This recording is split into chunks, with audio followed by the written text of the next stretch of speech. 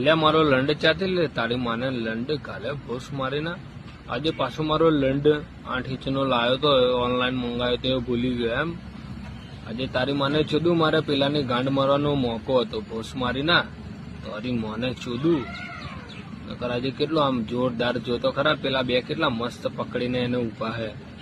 આમ એક જ ગોદે ને સાથી હોરો દિલમાંથી લઈને કાનમાંથી લઈને બધે માથાના બાલ સામું